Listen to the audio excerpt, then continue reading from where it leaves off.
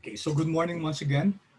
So far, we have been discussing about the utility of a package in our ggplot2 for data visualization. So we learned that there are three basic components of ggplot2. It's based on the grammar of graphics, where plots are done by layering. So the first layer, the first component is your data, and then you have the mapping, aesthetics, and then you have the geometric object. So far we have looked at three types of objects. We have the scatter plot, we have the line graph, and we have the histogram. For the scatter plot, we say that we use it if there are two numerical variables where the variables don't have any particular sequencing or time sequence. If it's a line graph, it's best to use the geom line.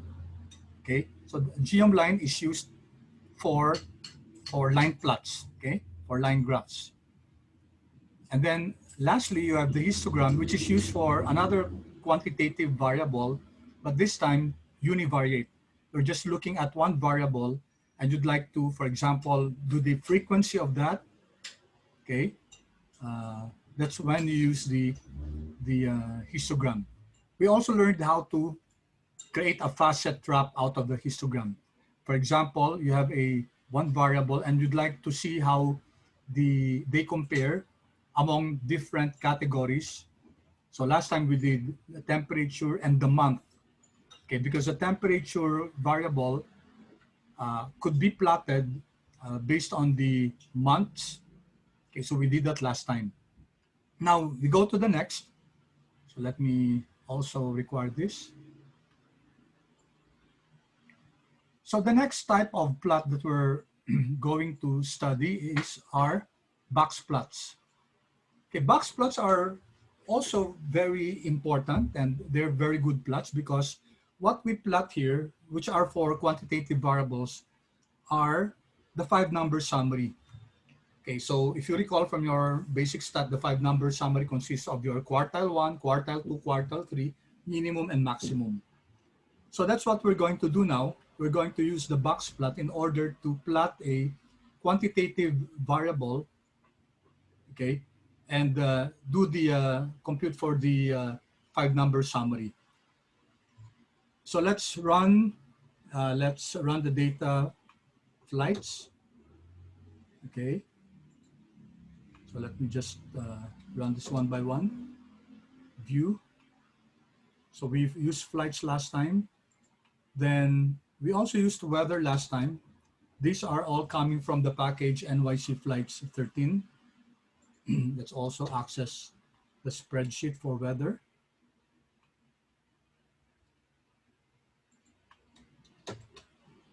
Okay, here's weather. And then let's look at the structure of weather. To look at the structure of a data frame, we can use the STR, or personally, I prefer the glimpse from dplyr. Okay, so weather has 15 variables and more than 26,000 rows. So these are the data types of the variables. You have the origin, character variable, and then you have the year, month, day, hour, which are integers. And then we have here some numerical variables also. And then lastly, you have the date time, which is the time hour. Okay, so that's the structure of your weather.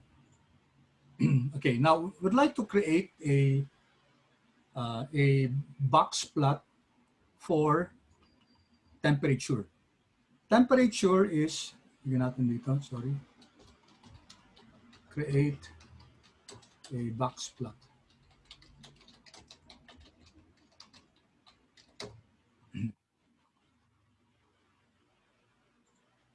Okay, so let's remove first the X. Okay, let's see what happens, guys. Sorry about that. Since remember, guys, a box plot is for a univariate plot. So what happens if we plot the box plot of temperature Y? So let's run this. Okay. So what do we have here? So this is for temperature, right? So temperature, it shows us what's the minimum value of temperature, what's the maximum, that's around 100. What's a quartile 1? What's quartile 2? Okay, and what's quartile 3? Okay, questions so far, guys? And we're told that it removed one row which has no element, non-finite value. Okay, so that's a box plot. A basic box plot where we use the quantitative variable and then we plot it along the y-axis. Okay.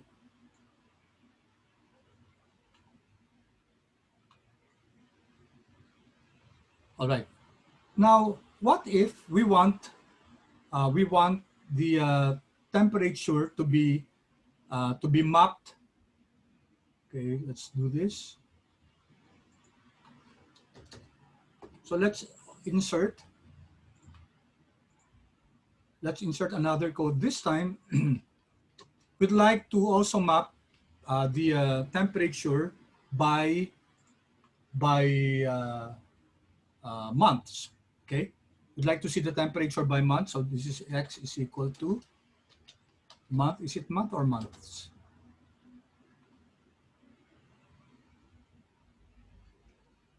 Ano ba? Weather, month. Okay.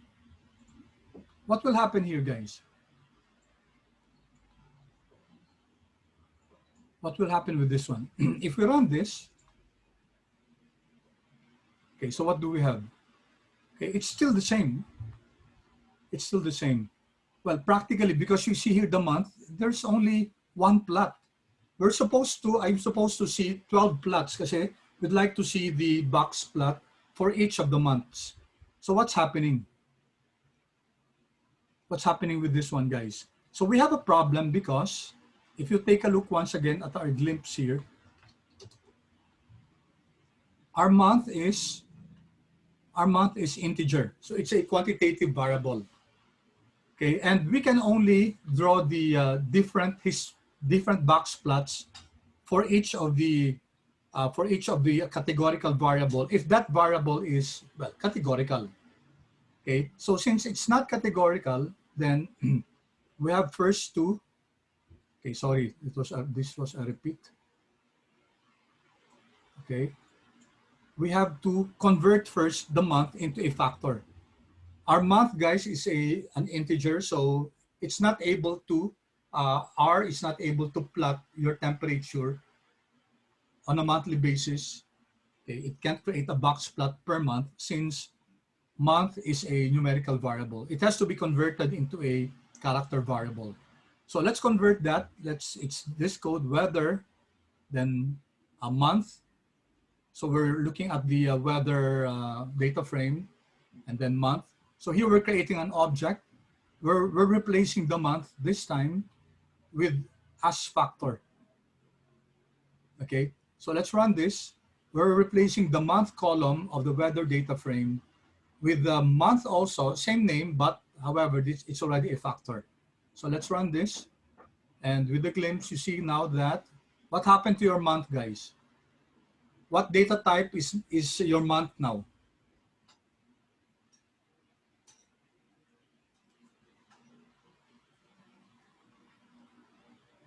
Guys, what's now our month?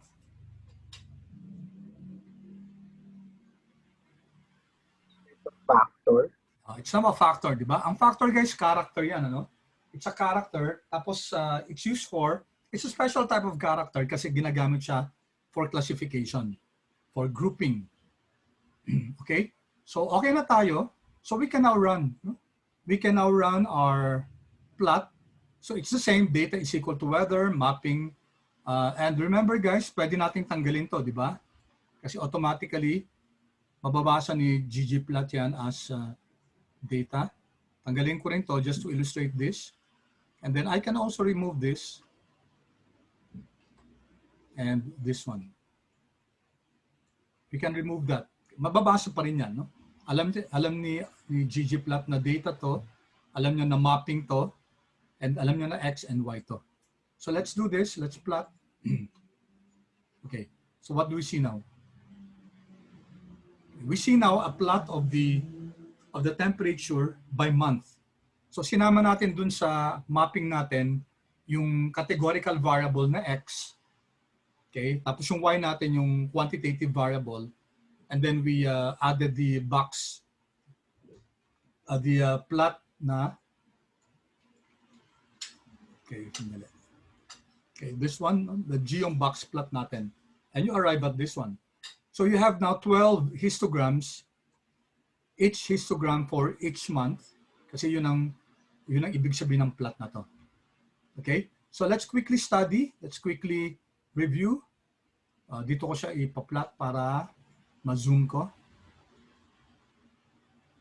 Control C, Control V.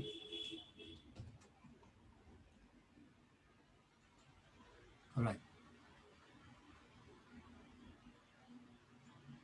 Yan. Para mas malaki yung ano. Okay, take a look at our box plot, guys. What's the first line here? First line ng box. What's this? This is your, what's this, guys? This is your starting point, sir. Starting or point. Margin. Or, what's this? May tawag dito. This is your quartile 1, no? This is your, what's this? What's this? So your second quartile. Yeah, this is your quartile 2, second quartile, or percentile 50. Many names for that. P50, Q2, median, they're all the same. This is your Quartile 3, sir. Q3, correct. Thank you. Quartile 3, P75, they're all the same. Okay, so you have your box here. That's why it's called the box plot. And what's the distance between your quartile 3 and your quartile 1? What's that called? What's your quartile 3? This is quartile 3. This is your quartile 1 for this month, no? Magkakaiba sila kasi, no? Interquartile range, Correct. sir. Thank you. That's your IQR, interquartile range. So your Q3 minus Q1, that's your IQR. Okay? And this one, this IQR, guys, this represents 50% of your middle data. So 50% of your data is lumped in this, from this point to this point. Andyan yung 50% ng data natin, yung middle data. Okay? Ito naman, andito yung 25%, andito yung 25% below, 25% above. This is the 50% middle. Okay, so what do you call this? What's this point, guys? What's this point? What's this point, guys? Okay. Minimum whisker, okay. Not necessarily minimum. Thank you, Inigo, no? It may or may not be the minimum whisker. But, okay, ano yung value? It could be the minimum or it could not be, pwedeng hindi siya yung minimum. Whisker, tama yung whisker, pero ano yung, wait, sorry let me check your answer, Inigo. Correct. Minimum whisker pala. I thought you said minimum value. So this is the minimum whisker. Okay, ang ibig sabihin ni Inigo, this is the lowest dun sa whisker, dun sa line na to. No? And what's the value of this? How do you compute for the minimum whisker?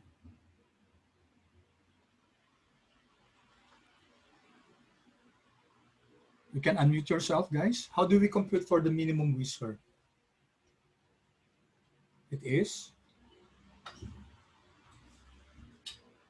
Anyone? Dito, no?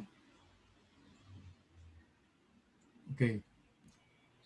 Sir, 1.5 times the interquartile range. Tapos Q1 pa, no? Ito yun, guys, ha?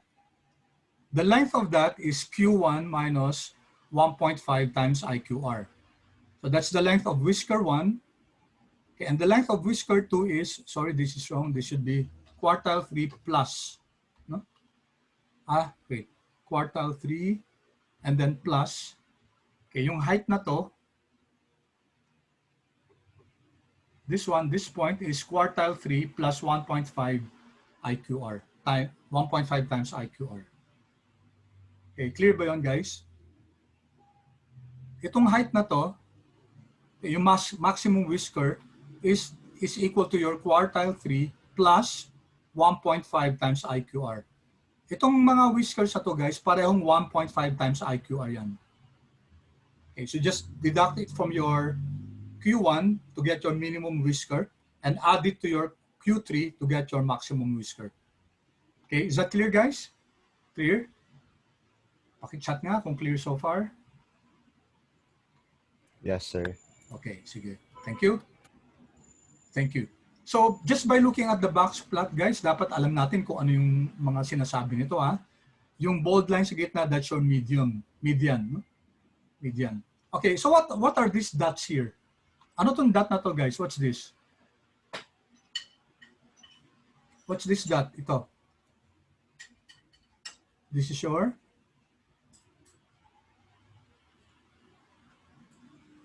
This is for April. Ano tong dot na to?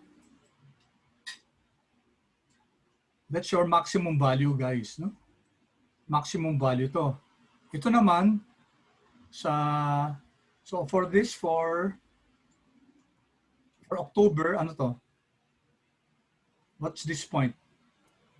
Is it the minimum value, Yeah, sir? that's the minimum value, correct. So yung mga dots yan, guys, those dots, those are points that are outside the whiskers. So may mga points na outside the maximum whisker. Ito. There are points, no? There are points that are outside the whisker. Ito naman, below the whisker. And they are called what? They are called outliers. No? Sila yung mga outliers based on Tukey's, T-U-K-E-Y, Tukey's formulation of outliers. Okay, so let's continue. Okay, so we have defined this, no? Sir? Yes.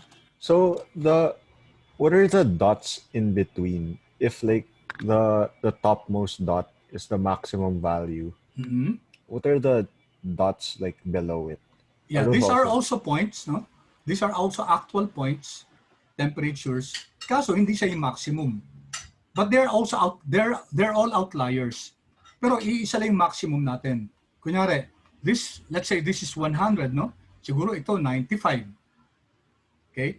So kung ito yung maximum whisker ni July, sabihin natin, for example lang, I'm not so sure of this data. If this is 90, ito, yung 90 na to, 90 degrees Fahrenheit. So this is 100, no? Let's say this is 95, this is 92. Right? Does that answer your question? Yes, sir. Thank you. Okay, so ang maximum whisker natin, kunyari 90, but there's one that's 92, another one 95, and another one 100. So these are points that are outside your whisker, and so they're classified as outliers. Okay, pero ito, yung maximum yan, yung 100. Ito. So the topmost dots are your maximum values. The others are also, they are outside the whiskers. They're also outliers, but iisa lang yung maximum natin. Well, kung isa yan, di iisa lang yan. Because that could be 2 points or 3 points. No? Okay? So clear tayo dito, guys. Ha? Clear tayo dito sa 5-number summary. And sino dito yung pinaka-variable, guys? Which among the months, which display variability? Pag sinabing variable, these are the ones that have the longest or the biggest 50% of the data, middle 50%. Saan ba natin makikita yung middle 50% of your data? Month 10 po. Sorry? Month ano? 10. 10? 10 ba? Sige. Another try. Hindi sa 10, yung sa pinaka-variable with the highest variability. As I said, yung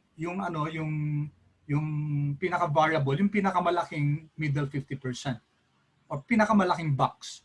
Yes, correct. It's 11, no? Bakit? Bakit 11? Thank you, Inigo. Bakit 11? Kasi 11, guys, yung pinakamalaking box. Yan. So it has the highest IQR. So the one with the highest IQR is the most variable. Okay, kasi yung 50% of our data is concentrated here. Okay? So si October medyo malaki din, pero mas malaki yata si December. We'll compute this later on. January malaki din. Sino yung pinakamaliit na variability? 8, sir. Yeah, si 8, no? Si August, siya yung pinakamaliit. Okay. Now, one last question. Sino dito yung pinaka-extraordinary na na distribution? Meron tayo isang makikita dito na medyo kakaiba yung distribution niya eh. To 5. Yeah, bakit 5? Sir, lie yung pinaka-lowest. Yeah, that's good. Thank you for that. That's correct. Yun ito si 5, oh. Meron nag-iisang bukod tangi dito na, well, I don't know if this, not necessarily guys na isang point lang to. Pwede kasing dalawang parehong point yan, no? Kunyari, that could be 10 or 13, no? Pwedeng dalawang 13, so nagka-superimpose sila dyan. No? So meron ditong minimum na ang layo dito sa sa minimum whisker natin. So this seems to be a really very, very far outlier. Let's try to investigate that in a while. Okay, so let's continue, guys. So let me just review, guys. If you want to have a plot like that, na box plot, where you are comparing different, let's say, factors, then you have to make sure that the x-axis is a factor, no? And then your y dapat yung quantitative. Okay, let's go on. This is another way to do it. This is another way to do it, guys, where hindi na natin dinirect na kinonvert si month, no? Dito diretso na. So data, weather, mapping is equal to aesthetic, x is equal to, take note of this, yung month, ginawa na natin factor, no? Run natin to.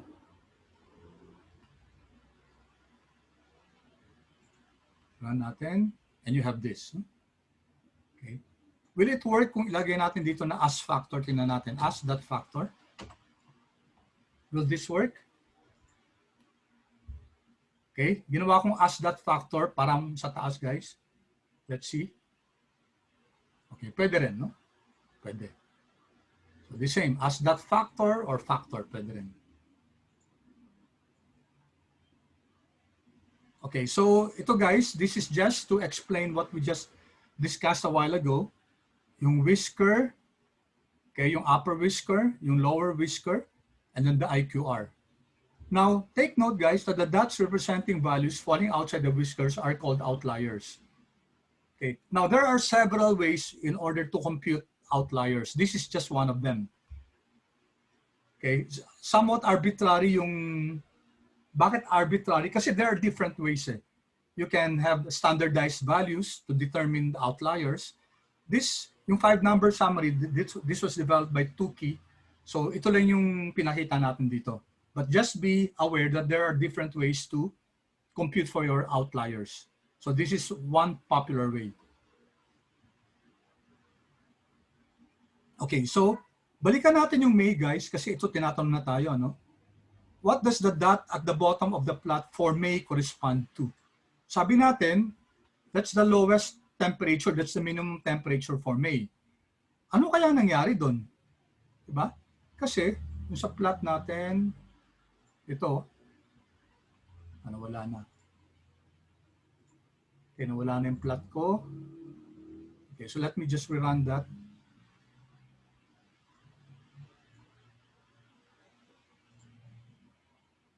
Okay, di ba? Ito.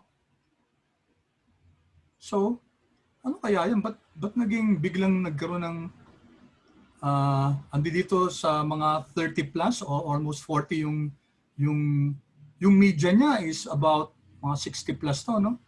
Ibig sabihin ng median, yung middle value, no? 60, mga 60. And yet, meron tayong biglang naging parang 10 dito. So, let's analyze this more. So, hanapin nga natin yan, guys. So, this code will now give us that particular data, that particular observation. We can use the dplyr again, guys, yung pipe operator natin, and use the filter function. Remember, guys, na kapag ang gusto nating bawasan yung rows, just specify particular rows, we use the filter. Pag ang gusto naman natin piliin yung columns, we use select. So magkaiba yun, no? Filter, yung rows lang yung pinipili natin, the columns will be the same. Si select naman, pinipili natin yung mga columns lang, the rows will be the same. Okay, so ito sabi natin, month is equal to 5 and then temperature less than 25. Kasi iisa lang naman yung point na yun dun, ano? Diba? 25, ito yung 25. Eh. Wala na namang ibang point below 25. No? So let's look at that. Let's run this. Okay, what do you have here? How many observations do we have?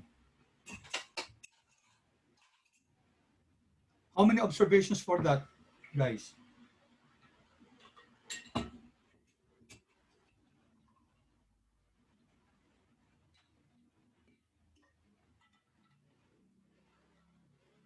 How many?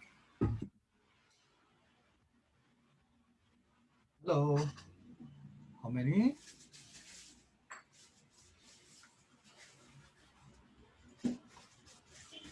Ilan? Okay, tama. Correct, no? Isa lang. Isa lang kasi table to, 1 by 15. 1 row by 15 columns. So expected naman natin yung 15 kasi 15 variables, guys. Hindi magbabago yon pag nag-filter lang tayo, no? So, isang row lang pinakita niya. Ibig sabihin, isa lang yung element na yon. And what's the temperature? Ito, the temperature is 13. 13.1. Okay, so, ano kaya nangyari doon?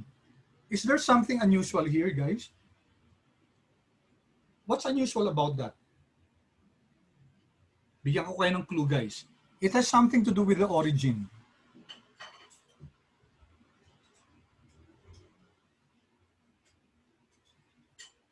It has something to do with the origin. So you can just unmute yourself if you want to answer. Anyone would like to make a comment? What's so unusual about this? Which might lead us to make some conclusions about this. Anyone would like to try? 13.1, mag-isa siya. Ano kaya yun?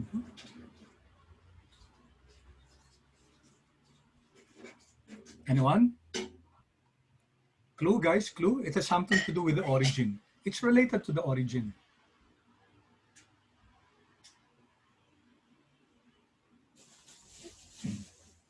Anyone would like to guess? Okay, sige, tanong ko kayo, guys. Ilan ba yung origin? Naalala niyo ba? Ilan ba yung origin natin sa ano? Ilan yung origin dito sa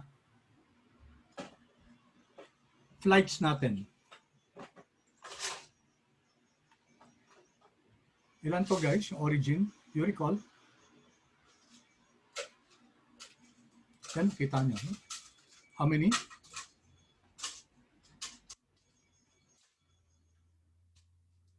How many, guys?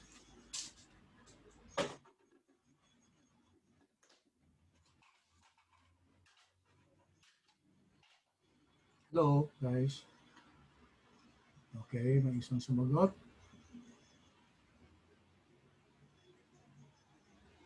Oh, yeah. Although hindi sinasagot yung, ang question ko kasi ilang origin natin, guys. Tatlong origin, no? JFK, tapos LaGuardia, tapos yung Newark, yung EWR.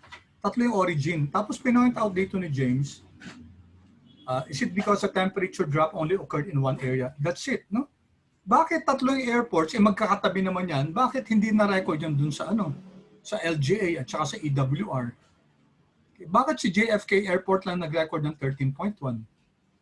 Eh, nasa parehong location naman yan. Parang yung isa nasa Paranaque, ay nasa Millennial, yung isa nasa NAIA. They're close, no? They're close to each other. So why will JFK record a temperature of 13.1 tapos the other two did not? Diba? You get the point, guys? You get the point. So there's something fishy about this, no? So what could this be? Ano kaya to? Ano kaya nangyari dyan? Most probably this is, any guess? Ano kaya nangyari dun sa pag-record ng 13.1 na yan?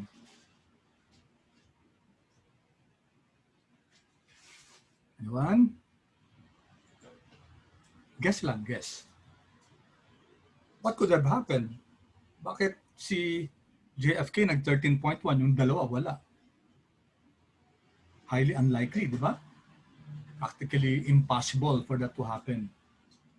Kung na-record din sana dun sa tatlong airports yan, then siguro mapapaniwala tayo nagkaroon ng freak of temperature. So, guys, any guess?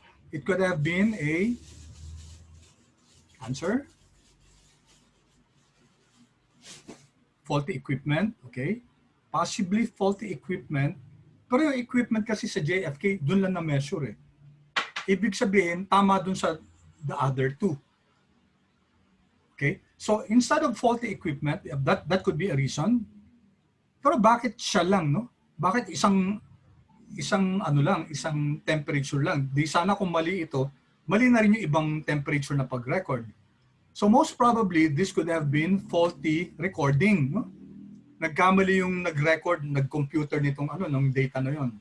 That would have been a very, very possible reason. No? Pero pwede rin faulty equipment. We really don't know, but these are possible answers. But that could be easily checked kung titingnan natin yung ibang, I don't know, yung mga meteorological association ng US, for example. Okay, anyway, back to my question a while ago, yung ano ba yung pinakamataas yung variability dito? Sabi natin, by visual, kita natin si November, no? Tapos it seems si December ba or si January? We can list that, guys. Okay?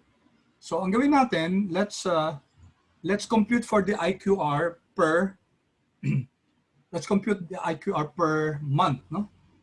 So sige, gawin natin 'yon. So let's start with weather kasi nasa weather tayo, no? Control Shift M. So pipe operator natin. Okay. Ang gusto natin, guys, i-compute natin yung IQR, no? Paano natin i-compute siya? IQR by month, ha? By month. Okay, so medyo nag-advance tayo ng konti dito kasi hindi pa naman natin na-discuss to. What we can do is group, no? Yan. May group by dito, guys. So group by. Okay? I-group by natin siya by month. Okay? Group by month natin, Control Shift M. And then anong gagawin? Na-group na natin siya by month. And then we can make use of this function summarize. Okay, ano yung sinasummarize, guys? Sabi dyan, it creates a new data frame. Ang ginagawa niya, okay, bali mag-aano siya ng isang value, no? Isa-summarize niya by, pwedeng kukunin niya yung sum, pwedeng kunin niya yung standard deviation. Okay, ibig sabihin, kukomputin niya. So, nag-group na by month, tapos ang gagawin niya, mag-compute siya by summarizing. Ano yung pinapang-compute natin, guys? Pinapang-compute natin yung IQR, di ba? IQR. Di ba? IQR nino, guys. Ng interquartile range nino. Is it JFK, sir? Anong variable? Letter T? Temperature, sir? Yeah, temperature. No? Sinasabi natin kay R, paki-compute mo nga yung IQR ng temperature. Tapos remember, dapat may NA.RM tayo dito. Kasi may missing value to no? And NA.RM is equal to, pag hindi natin linagay yung remove, mag-error siya. True dapat, no? True. Tapos let's give this a name. Let's ask R to call it IQR. Yan. And then, Control Shift M. So let's see. Ang ganda ng ano guys ng dplyr na pipe operator kasi pwedeng sunod-sunod, no? Tapos logical yung pag-run niya. That's the good thing about this. So we can ask R to arrange. Pa-arrange natin. Yan, may arrange function. Arrange paano? Ascending, descending. Gusto natin highest to lowest. So descending siya. Descending yung IQR. Okay.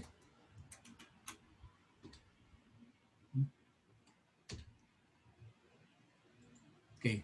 Tingnan natin guys yung code natin, i-revisit natin ha. So from the weather data frame, okay, i-group by natin si month. Sabi natin kay R, gamitin mo yung si weather na data frame, i-group mo yung mga month, tapos i-summarize mo yung mga IQR nila, IQR ng temperature by month to ha. Tanggalin niya lahat ng mga NAs. Tanggalin niya lahat ng mga NAs. Okay? Isa-summarize niya, ibig sabihin, per month, kukompute niya yung mga IQR niya. Okay? And then, arrange niya, descending order, ibig sabihin, highest to lowest. Okay? Okay, before we run this, any question with this code? We're trying to answer. Sir, Yes? what's the NA.RM po again for? This is for, do you remember, i-run muna natin ito ulit ha. Run natin to yung kanina. Okay. Run natin to. Okay. Di ba nag-create siya ng box plot? Tapos sinabi niya, remove one row containing non-finite value. Ibig sabihin may NA dito. Ibig sabihin may not available na data. May blanco na data o kaya may error siya. No? Sa temperature natin. Ngayon, pag hindi natin linagay ito, sige, gawin muna natin guys. Let's remove this first. Tanggalin natin yung NA. Okay. .rm. Tingnan nyo, nagsasabi na siya dito guys. Nakikita nyo itong IntelliSense na to. IQR, sabi niya, dapat may X yan, tapos may NA.rm yan. No? Tapos may type pa nga, pero hindi na natin inuno yung type. No? NA.rm, pag ginawa mong is equal to false, ang ibig sabihin, huwag niya tatanggalin yung NA. Okay, which is the default. No? Pag hindi natin linagay yan, let's see what happens. I-run natin. Nag-e-error siya. Bakit siya nag-e-error? Hindi niya makompute si IQR kasi nga may NA dun sa sa data natin. So, nag-guide siya sa atin dito. So, if we hover around this IQR, sabi niya, ito yung function X, which is your temperature, and then isama natin ngayon NA.rm. NA.rm is equal to i-true natin, no? T or TRUE. Para tatanggalin niya yun. Pag tinanggal niya yan, makocompute niya yung temperature. Okay? Sige nga guys, pakiran.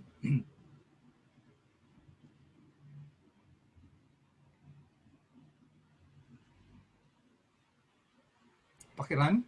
Sir, mine was error. Oy, nag-error. Bakit kaya? Wait, ha? Ay, Baka ito. yung parenthesis sa Ito to. Sorry. Dito sa descending, sorry, nagkamali ako ng, dapat isang descending ng, ay hindi, 1, 2, 1, 2. So tama, dalawa. Descending ng IQR. Group by, tapos month, summarize, IQR is equal to temp, 1, 2, So 1, try nyo ngayon. Sir, it worked na. It worked na? Okay. Na-triple ko yata yung dito. Yun. Okay? Good. Good. Alright. So, guys, ito, binibigay sa atin yung month, no? November, ang IQR daw niya 16. Ibig sabihin, that's the difference between the quartile 3 and quartile 1. So, in-arrange na niya, sinort na niya, arrange by highest to lowest. Kasi yung code natin, sabi natin, arrange by descending order. So, tinan nyo guys, kinompute niya, no? Kinompute niya yung, using the summarize function, kinompute niya yung IQR. Tapos binigyan natin ng pangalan, or you can, of course, have another name here. You can use Bob, for example, but I mean, what for, di ba? Pwede naman Bob yan. Pangalan lang naman yan, eh, no? So, i-run natin. Oops, sandali. Saan ako nagkamali?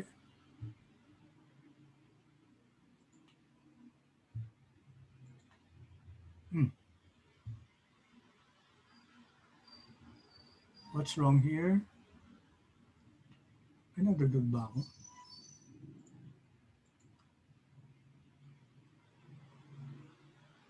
Oo, pero kasi pangalan lang naman siya, no? Okay, sige. Tanggalin ko muna to. Let me discover this na lang later on.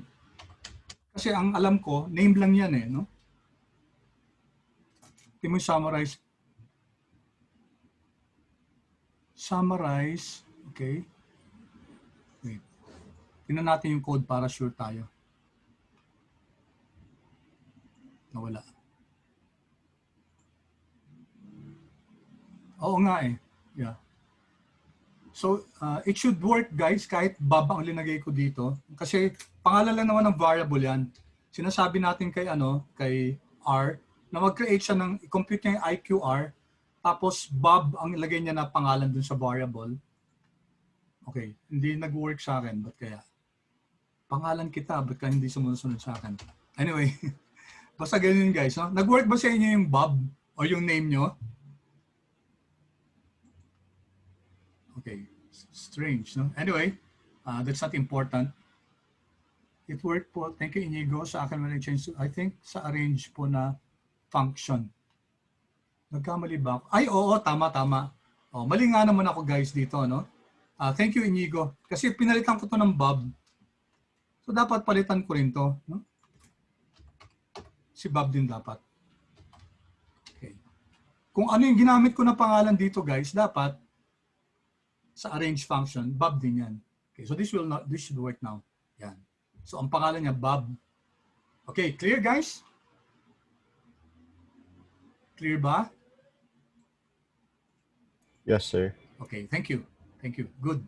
So we're saying here that si November ang pinaka-variable by virtue of having the highest IQR or highest 50% ng middle data niya.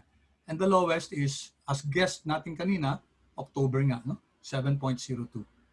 Visual natin to, nakita natin na pinakamalaki, but we're just guessing. Pero yung November talaga medyo obvious talaga siya. No? Itong tatlong to, no, magkalapit lang si December at saka si January, quite close to call, too close to call. Okay, so let's now go to another one. Okay, ito nga pala question number 3. Box plots. Box plots really provide a way to identify outliers. Pero if you recall guys, yung faceted histogram natin, okay, remember nag-histogram tayo, tapos we can create several histograms based on a particular categorical variable. Ginawa din natin to temperature and yung month.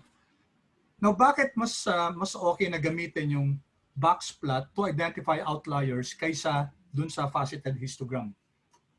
For the simple reason, guys, that sa histogram, depende din sa bin natin yun or sa bin width. Pwede niya hindi makapture yung mga outliers. So it's dependent kasi on the bin and the bin width. While ito si box plot, talagang i-identify niya. Kasi naka-identify sa kanya yung IQR, naka-identify yung mga points above and below the maximum and minimum IQR. Then talagang design talaga si box plot to identify outliers compared to a faceted histogram. Okay, so that's the answer to that question. Okay, next guys, we have your bar plots. Okay, before I go here, any questions? Kung wala guys, paki-chat na lang kung clear so far para assured lang ako na okay pa naman so far yung okay, good. Thank you. Okay, let's go now to a bar plot. Si bar plot, ang gamit niya guys is for categorical data. Okay, so ginagamit lang natin si bar plot para makuha yung frequency kung ilan yung bilang ng categorical data natin, categorical variable. It's also called bar charts. Dalawang types sa bar charts. One is geom bar and another one is geom column. We'll just focus first on geom bar. No? Pag hindi pa pre-counted yung categorical variable, then we use the geom bar. If it's already pre-counted, then we can use the geom column. Okay? So let's just first, wala pa kasi tayong data na may pre-count na sila. So gagamitin pa rin natin si flights, guys, na walang pre-counting ng mga data natin. Okay, so na-access na natin to kanina, hindi natin i-run to. Okay, so what are we going to do now? So sabi natin, ginagamit natin si geom bar to create a bar chart for a categorical variable. So ito guys, si carrier.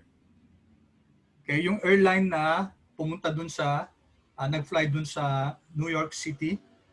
Carrier yon. So we can now plot ilan dami, how many carriers are there. So since this is a categorical variable, then we have to use a geom bar for that. So basic muna guys, we'll complicate this in the future when we do more advanced plotting. So ito muna, let's run this. Okay.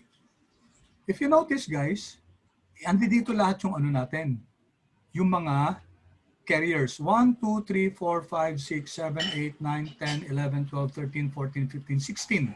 16 different carriers. So yun yung number nila na nag-fly out. Kasi origin to no? From New York City. So panay fly out tayo. Hindi natin binibilang yung fly in. No? Ito yung air carriers, airplanes na nag-fly out from New York City. Okay, ang pinakamarami si UA, United Airlines. And then pangalawa yata si B6. And then si EV. And then etc. No? Ang pinaka-konti, itong si HA, si YV, etc. So that's now your bar plot. No? Okay, you can change the color, of course. Pwede natin lagay color is equal to, let's say, steel blue.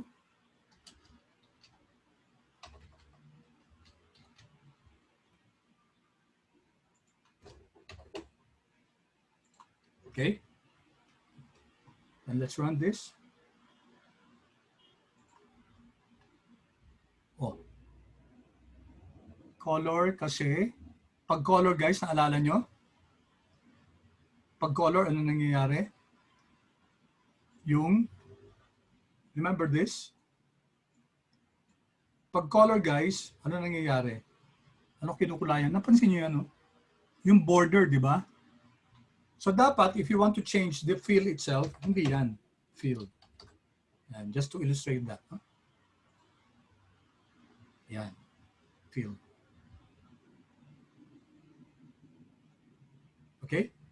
Now, I'd like you guys to realize no, na so data, mapping, paano kung dito natin ilalagay yung ano, yung let's say yung fill, paano pag dito natin ilalagay? Okay. Although i-discuss pa natin to in the future, pero gusto ko lang pakita, may difference kung dito natin ilalagay mismo dito sa ggplot yung fill o yung color, no? Kaysa dito. So tanggalin natin to para makita natin distinction. And then, wag. No. Let me delete this. Tapos, mag-run na lang tayo ulit ng isa para ma-preserve natin yung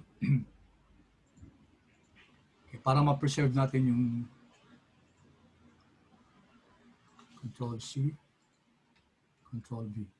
Although hindi pa naman natin i-discuss to, I just want to show this in passing na kapag dito natin ilalagay yung, let's say, yung fill is equal to steel blue.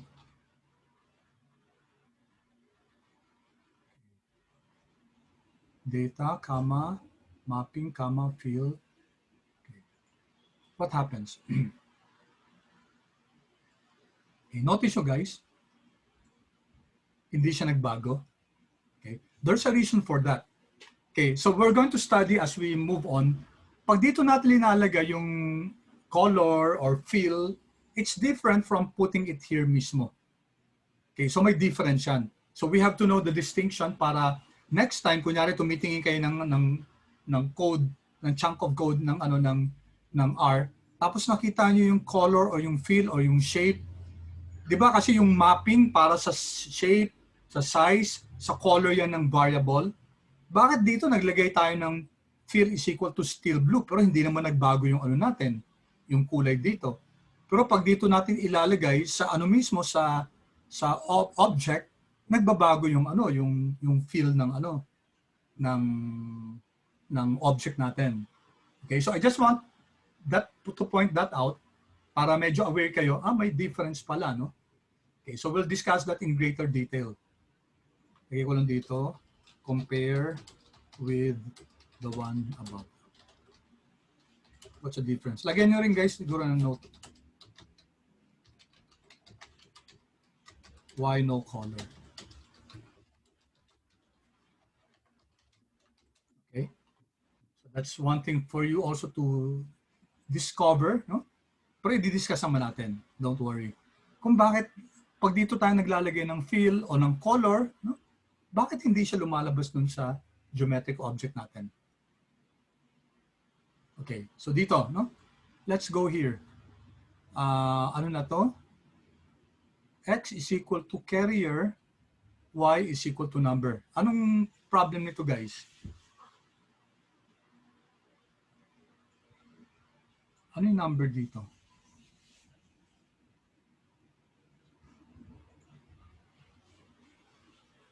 May number dito. Wala naman number dito. Okay, what was I thinking here? Ay, wait. Wait, sorry. Tanggalin natin to, ha. Sorry, guys. May mali ako dito. Let's remove the... Okay, tama na yan. Aesthetic, tapos... Anong difference ito? Kasi hindi ko nalagay ito, eh. Geom...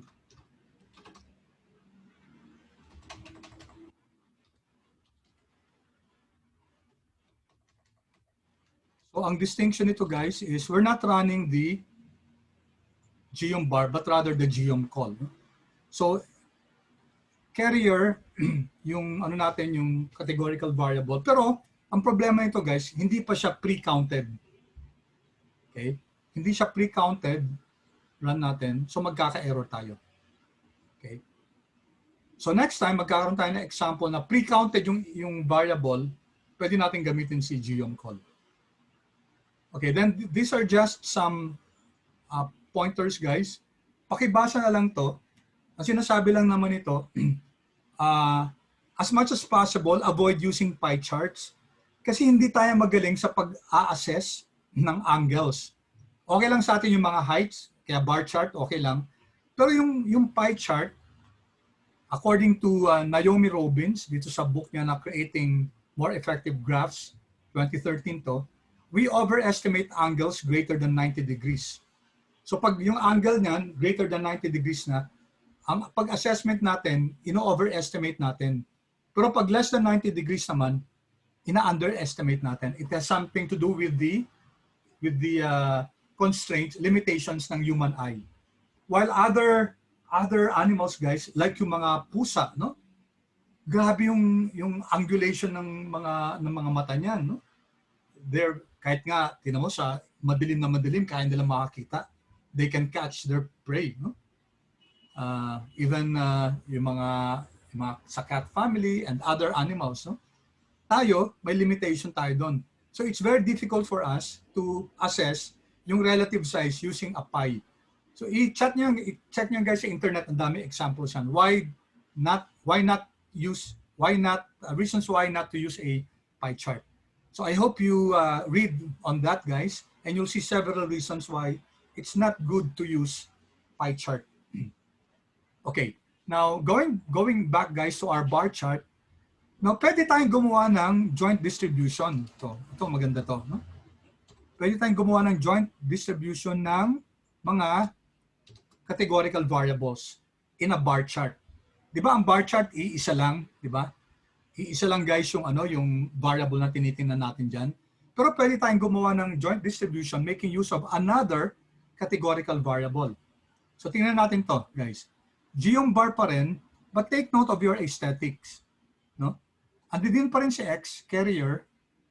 But now, we're saying yung fill, gawin niyang origin. Okay? So ang gagawin dito ni ggplot, i-juxtapose niya sa carrier na bar chart yung mga origins, iibahin niya yung fill. So let's run this. Okay. So take a look at this now. Diba? Pareho lang to, no? Kaso, yung mga bar charts natin, okay, dinivide na niya by EWR, JFK, LGA. So this is more intuitive. Mas maganda to kaysa yung kanina lang. Kasi yung kanina, wala namang faceting yun. Walang classification siya. So this gives us more information. For example, si B6, kita natin dito na mas marami sa kanya yung sa JFK. No?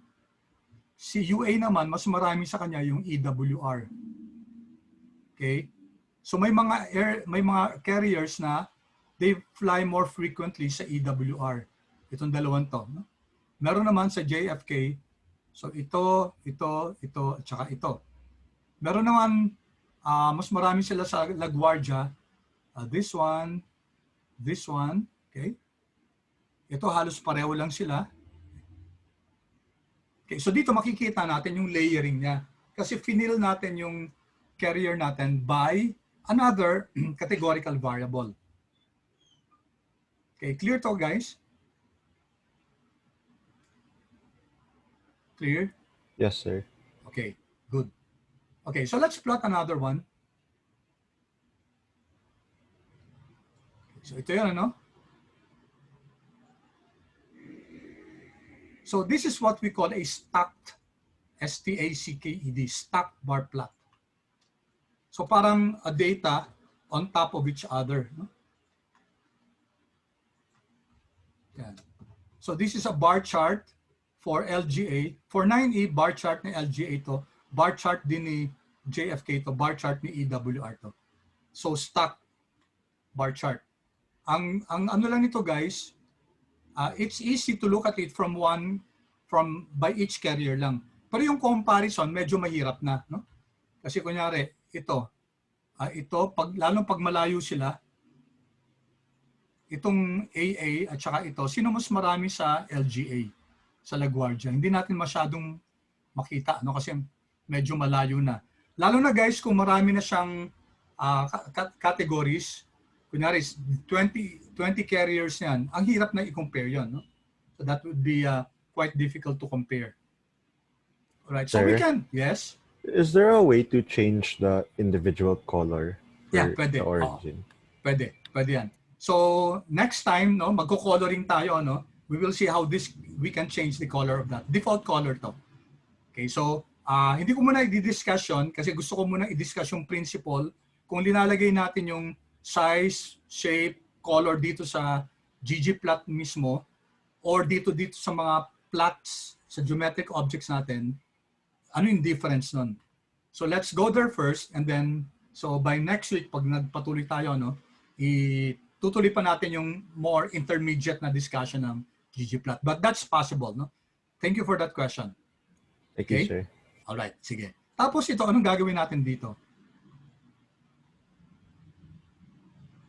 Anong difference guys ng color at saka ng fill? Kasi dito finil natin, di ba? Ito fill, di ba? Yung fill, yung laman talaga ng ng object. Yung color, di ba, yung border lang yan. No? So if we run this, okay, yung border lang yung dinistinguish niya. Okay, so it depends on what you want, no? Depende din sa classing plot na gusto mo. But I was saying that pwedeng pag color lang ginagamit, yung border lang yung kinukulayan yan. Pag fill, yung laman talaga ng object, no? Laman ng geometric object. Okay, now let's take a look at this. Pwede din natin hindi stack yung bar plot natin. Okay, pwede din natin siya i-side by side. Okay, so ito, ang mangyayari dito sa 9E, isa side by side natin itong tatlong to. So each one will have a side by side. So ang tawag natin dyan, i-dodge natin. So this is the code for that.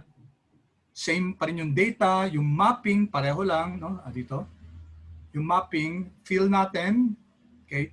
And then G yung bar, i-define natin yung position is equal to dodge. So pag sinabi natin dodge, isa side by side natin siya. Okay, run. Okay. So kita nyo guys? Okay, lakihan ko nga sandali ito. Meron pa naman tayong 15 minutes.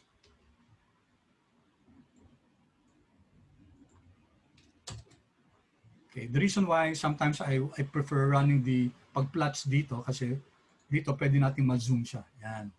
Kasi dun sa limited yung pag-maximize natin. Okay, take a look guys. So side by side na siya. The advantage here is that pwede tayong inter-carrier comparison. So di ba ito si UA, kita natin na sa EWR ang pinakamalaking gumamit talaga si UA, United Airlines. Second is this EV, tapos etc. No? Tapos ano pa? Tapos dun sa naman kay EJFK, ang pinakamalaking gumamit nan si B6. No? So you can compare the greens, the blues, and the browns on the same footing kasi they're all starting at the same level, di ba? At the 0 level. So kung comparative guys, medyo okay din to compared to the stock kasi sa stock bar plot, ang mas clear lang dun yung ibig sabihin inter-carrier dun sa in each of the carriers lang. Pag intra-carrier pala. Pag inter among the different carriers, parang mas kita natin to, no? Mas kita natin kapag dodged yung bar plot natin.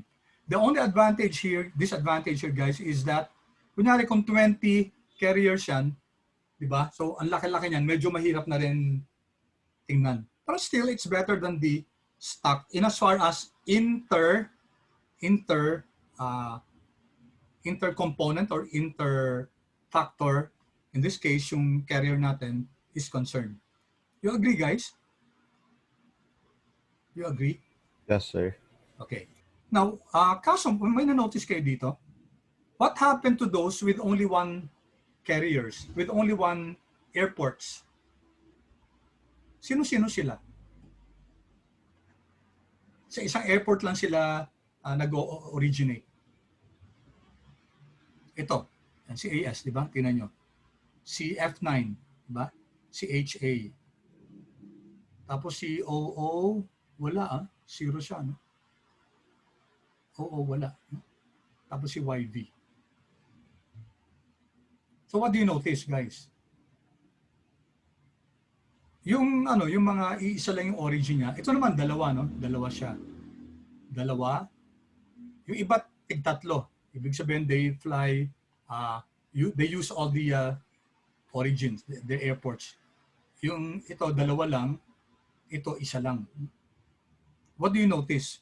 Yung pag-plot niya, guys, minaximize niya. Kinuha niya lahat ng space. Ito. That's why hindi na siya kasing kasing laki, no? Okay? If that's not what you want, kunyari, bakit lumaki na yung nito, yung width nitong bar plot na to? Pwede pa rin naman natin ma-adjust yan by this one. So you just have to modify the code a bit. Saan na tayo?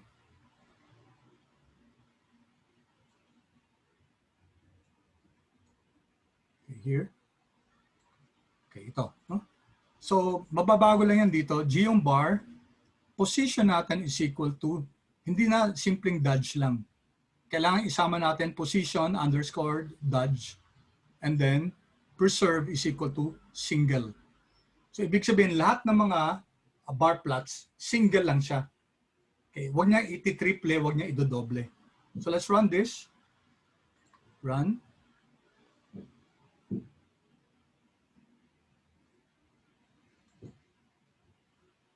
Okay. So, what do you notice now? Di ba yung tigi-isa lang, pareho pa rin ang width ng iba. Okay? Ito, kahit yung dalawahan lang, pinareho pa rin nila yung width. Para pare-pareho yung mga width ng mga bars natin. Okay guys, questions? Sir, yung Yes? sa carrier, yung OO, kung wala naman, how come it Meron siya, got no? included? Actually, meron siya, no?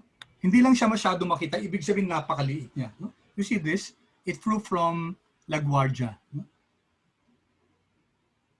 Kasi, kung ano siya, kung wala siya, okay, remember kanina yung pag-bar, wait ha? Kanina kasi yung NA is equal to RM. Ito ba nag-automatic, ano siya? Check natin ha. Kung nag-automatic, kung si bar plot nag-automatic na mag-delete. Check natin to. Kaso wala siyang ano eh, walang 00 eh, no? Nung prinat natin to, wala siyang error, oh. Ibig sabihin lahat ng data natin may laman. Okay. Kanina yung walang laman doon, yung sa ano yun sa temperature, no? Yung sa temperature siya. Okay, dito ibig sabihin lahat ng data natin dito may laman. So pati yung OO, if you take a look at this, meron siya. Kanina hindi, parang, sorry kung nasabi kong walang laman, no? Halos hindi lang makita. No? Kasi napakaliit ng LaGuardia niya. Siguro ang frequency niya napakaliit lang. Compared to the others, so si OO, whatever airline this is, so konti lang siya. Okay, did that answer your question? Yes, thank you, sir. Okay, thank you. Thank you for that question. Okay, lastly guys, ito naman, yung bar din to, kaso, instead of plotting your y here, yung y is equal to yung origin, linagay natin sa facet trap siya. Okay, so medyo iba yung dating nito guys, no? So what do we have here? Pareho yung una, okay, yung G yung bar, ganun pa rin. Nung nag-ano tayo kanina, nag-layering tayo, di ba ginawa natin ditong y is equal to ano yan? Y is equal to carrier. Okay, dito naman, dito natin siya ilalagay sa facet trap. Just like the histogram last time. So paano yan? Facet trap and then tilde, then origin. Then gawin lang natin isang column para mako-compare natin lahat, no? So run natin siya. So iba, no? Iba ang gene-generate ng kapag facet trap siya, no? It's a geom bar, okay? Geom bar classified by EWR, JFK, at saka LaGuardia. Okay, tatlong geom bar plots ang gagawin dito. Okay, so you see the difference.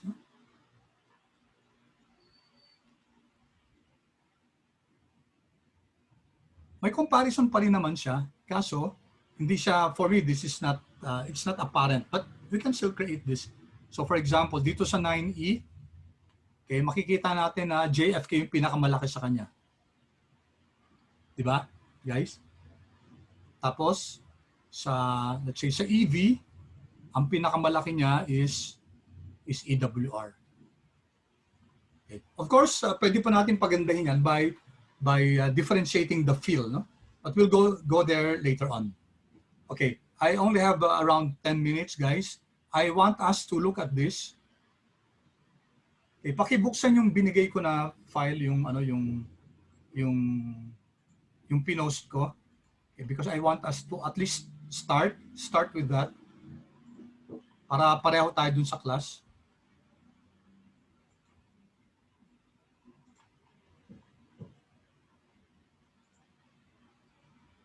Okay, so saan na yun? Let me open that quickly. Ito.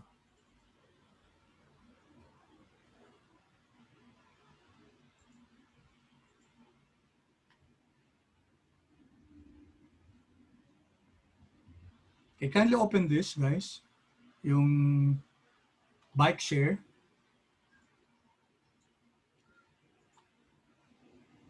Okay. At least masimulan lang natin parang dun sa ibang class para pareho tayo. Oops, ba't walang close to? Okay, have you opened it, guys? Let's just look at the first few codes.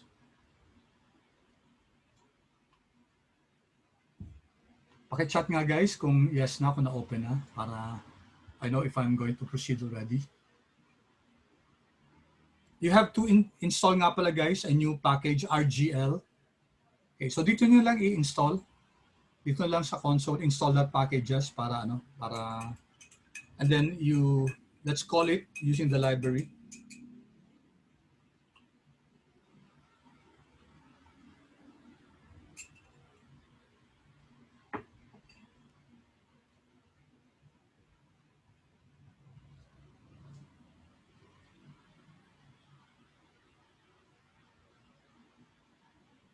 Sir, nagka-error yung sa akin. Saan?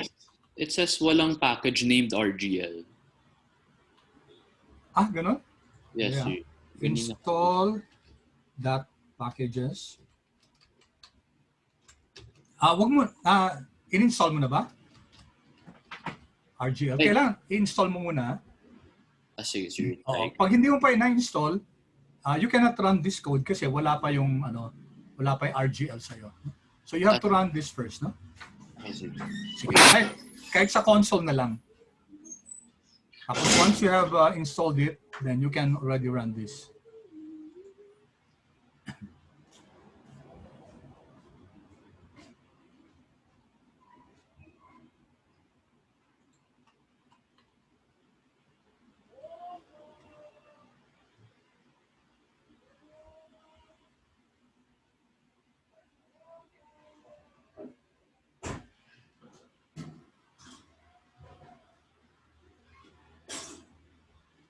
Paka-chat guys kung okay na.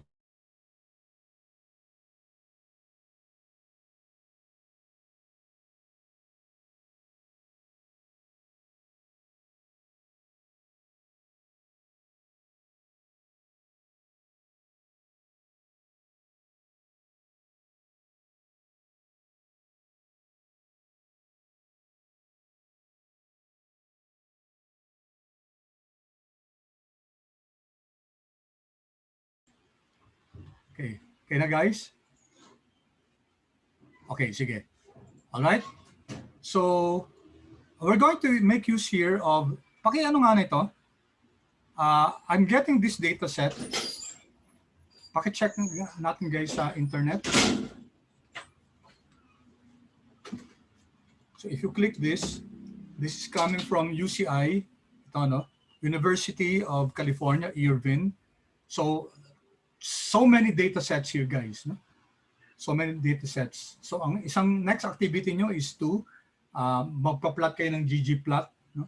Tapos you'll get your data from this one or from Kaggle. And then, but you'll have to have it approved by me first. So ano laman itong bike sharing data set? Time na, no? So anyway, ito yung laman niya, no? Ito yung laman niya. So read through this. So I just want to show you guys. Yung shinare ko sa natin sa Canvas, ito yon, no? So how do we run, how do we access the data? How do we access this data? Di ba last time nag-import data set tayo? Naalala nyo ba to guys? We can make use of this. Okay, paki-chat nga guys kung na-discuss ko tong import data set. Kung CSV file, text ang gagamitin natin. Kung XLX yun, Excel. Kung may SPSS o Stata, yun ang gagamitin natin. Di ba? I think na-discuss ko yun, di ba? Okay, good. Yes. Now, another way to do it is, I want you to be familiar with codes like this. No? Meron na ba nakalagay sa inyo dito na bike share? Yes, sir. Okay, pakitanggal nga. Tayo mag-type nito. Pakitanggal lang sandali. Tapos gusto ko lang ma-feel nyo yung read.csv.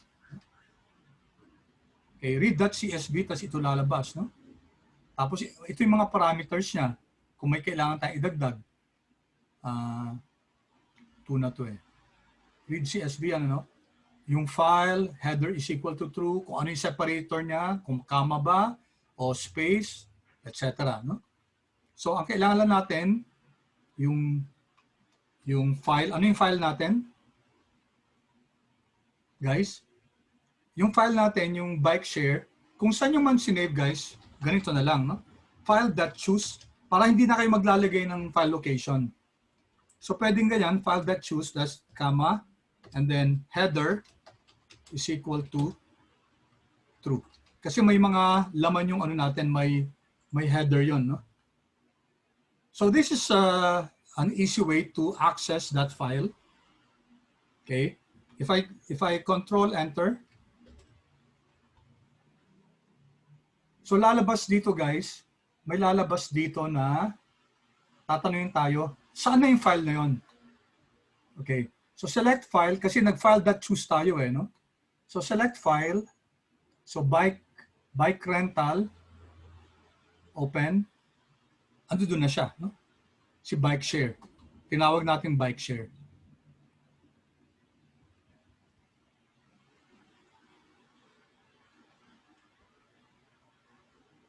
Okay?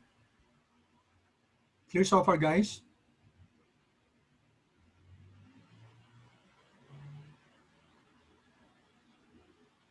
Okay, clear ba?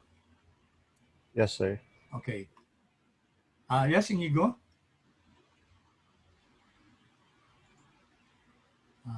May question ba? Okay. Okay, sige. Thank you. Akala ko you ask a question. May question ba, Inigo? Wala naman. Wala po, sir. Okay, sige. Thank you. All right. So it's practically time already. So head summary, wag na natin iranya. Alam nyo na yan, pati yung glimpse, no? Ito na lang. Tingnan natin guys yung ano dito, yung last two codes na lang guys, ha? Sorry for extending for a minute or two. Yung temperature dito guys, naka decimal. So i-convert muna natin, no? Let's convert this by multiplying this by 100 para maging 34.4, etc. Okay. So, ang gawin natin dito, okay, do you have this?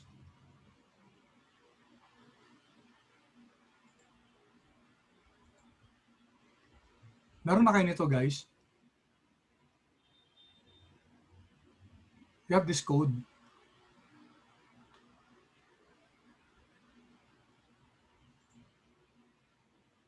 Yes, sir. Guys, 1 minute na lang, ha? Okay lang ba? Para mapareho lang dun sa kabilang section. Okay, so here we're creating another variable. Tingnan nyo, $temp C. Temperature C. Kasi yung data natin, temp ang pangalan niya, no? So we're going to convert it into, nag-create tayo ng panibagong variable, temp C, which is just the bike share times 100. Yung temperature times 100. And then kunin natin yung head, run natin to. Run. Okay. So now you have another variable, temp C here, which is just your temp times 100. Okay? And then lastly, ito na yung last guys, i-plot natin. Okay. So si R, instead of ggplot, pwede rin natin gamitin yung plot function niya. So itong lesson na to actually is to compare yung plot function at saka yung ggplot function. Of course, may mga advantages talaga si ggplot. Pero just to plot this, no? So for you to know more about plot, alam niyo naman yan guys, question mark plot. So lalabas dito yan, question mark plot.